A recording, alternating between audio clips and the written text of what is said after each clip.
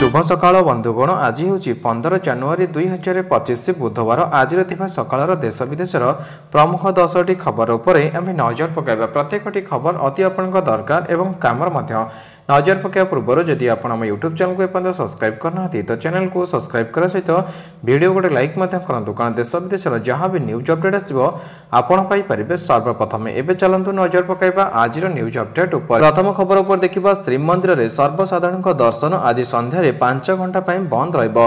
बनक लगी नीति अनुष्ठित होगा श्रीमंदिर में दर्शन लगी कौन भक्त प्रवेश करें ना केवल निर्धारित सेवक ही मंदिर में प्रवेश करेंगे। द्वितीय भोगमंडप पर यह नीति अनुष्ठित हो एणु प्राय संध्या 5टारू राति 10टा जाए श्री जगन्नाथ दर्शन को पालन कर। परवर्ती खबर देखिए मकर संक्रांति अवसर में प्रयागराज में अनुष्ठित होता महाकुंभर प्रथम अमृत स्नान में प्राय 3.5 कोटी श्रद्धालु स्नान सह घाटे पूजार्चना करथिबा उत्तर प्रदेश मुख्यमंत्री योगी आदित्यनाथ सूचना देछन्ति।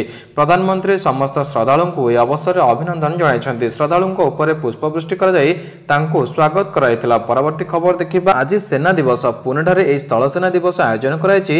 यह 77तम प्रतिष्ठा दिवस। एही दिवस रे देशर साहसिकता और बलिदान को स्मरण कराइଥାଏ। देशर विभिन्न सामरिक मुख्यालय मध्ये एहाको उत्साह सह पालन कराइଥାଏ। प्रथम भारतीय जनरल भावे के.एम. करियप्पा जनवरी 15 1949 मसीह ब्रिटिश अधिकारी फ्रांसिस बुचरंग दायित्व ग्रहण करथिले। ए दिवस को भारतीय शौर्य और वीरतार दिवस भावे समर्पण करने उद्देश्य रे प्रतिवर्ष पालन कराइଥାଏ। परवर्ती खबर देखिबा आज भारतीय नौसेना पई एक ऐतिहासिक दिन। मुंबई नाभाल डकयार्ड रे 3टी युद्ध जहाज को सामिल करा जिवो। देशर सेवा उद्देश्य रे प्रधानमंत्री एही 3 जहाज को उत्सर्ग करेंगे। अत्याधुनिक ज्ञान कौशल निर्मित एही 3 युद्ध जहाज होची आईएनएस सूरत, आईएनएस नीलगिरी एवं आईएनएस बाघशिर। परवर्ती खबर देखिबा खनिज संपन्न केन्दुझर जिले में एक अत्याधुनिक स्टील प्लांट प्रतिष्ठा लगी घर पुंजीनिवेश हेबो। एथिलागि सरकार उत्कर्ष ओडिशा सम्मेलन में बुझामणा पत्र स्वाक्षर करिवे बोली मुख्यमंत्री मोहन चरण माझी कहछन्ति।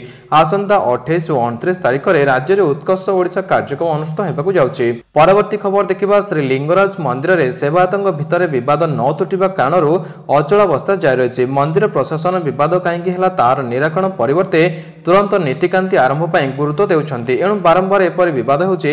एणु प्रथमे प्रशासन कारण खोजी तार समाधान करंतु बोली दाबी करछन्ति सेवक गोष्ठी।